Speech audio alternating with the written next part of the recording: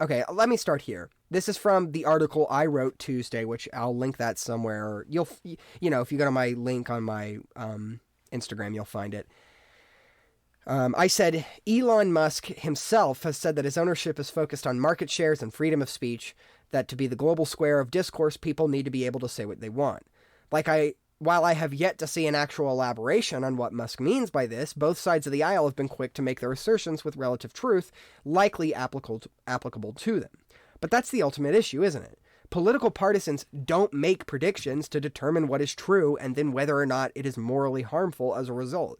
They make broad, ideologically confirmative moral assertions that almost always come to the conclusion their tribe is superior in every way and should be the sole arbiter of discourse and policy, and then reverse engineer the evidence to be interpreted in a way that comes to that conclusion for them. I feel comfortable saying that's how political ideologies work when it comes to intellectual and moral interpretation. Backwards.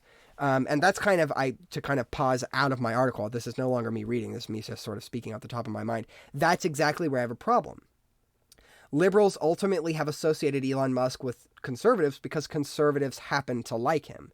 The thing about Musk is he doesn't consider himself conservative, nor would I say he's pro-Republican or pro-Democrat. This is a guy who has given equal amounts of money to influential Republicans and Democrats. This is a guy who has criticized Donald Trump repetitively. This is a guy who has openly called himself a socialist. This is a guy who doesn't belong in any camp because he doesn't feel at home there. That's what I think. And I'm not just saying that because I don't feel at home in any camp. I'm saying this because I've looked at his tweets. I've seen other people's commentary of it. And it seems pretty clear to me that this guy doesn't like one group or the other more and is giving them any, leeway.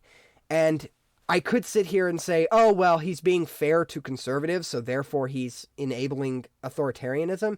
But I believe all political ideologies having any kind of leeway in the strongest senses would be shilling out for authoritarianism, because I believe political ideologies will inherently become tyrannical over the course of time, because political ideologies are delusional and believe in an idea of ideological utopia based on their remote subjective experiences without the interpretation of other people's experiences. And therefore, they think that their experiences are the moral, abject truth and must be confirmed.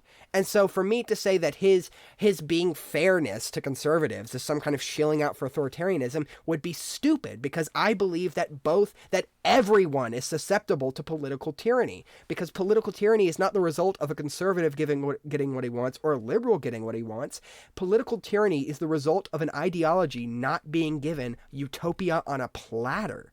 And so for me to say that everything that is conservative equals tyranny, and so Elon Musk equals tyranny, would be brain dead. And I think that is a brain dead statement that's based in only trying to tell everyone in the world wrongfully and stupidly that liberalism and that leftism is a perfect godlike ideology of truth, nobility, and justice, when in reality, it's never going to be better than the right. Never, never, never. I don't believe that at all. And therefore, I'm willing to justify Elon Musk's buy and say that maybe he's got a point. Now, what I'm really interested to see is what he does. Quote, whether it's Sean King or Tucker Carlson, I've always felt like the worst part of Twitter was its ability to platform divisive and ideologically possessed figures with big like numbers and huge reshare rates, followed by the morons in the comments replying to any good faith divergence from the ideological consensus of these social media fat cats and their followers with, quote, ratio or, quote, L. That's the biggest downfall of social media politics for me. It's too easy for users to hide in anonymity with their opinions, overinflate the issues that are happening, and engage in a mob rule society, coupled with a poor social court with a jury of people who have no incentive to actually engage with ideas they are aversive to, despite the platform empowering them with a massive and free resource to see the larger world beyond their subjective experiences alone. This ties into some thoughts on self-selection theory in relation to social media, which is contested to some degree by experts. Ultimately, I think both sides are doing what they do best, over-interpreting another issue to flame anger within their ideological group and re-engage their activists with passion to fight for the agencies with power over situations like these to hand them the sole privileges of such association with power. And while I'll wait out the first quarter of Musk's new reign over Twitter to see how much of truth his calls for free speech and transparency last, I'm more than willing to say his subjects on the site have already proven he's got a mountain to overpower if he wants the toxic culture they've created on the site to ever cease.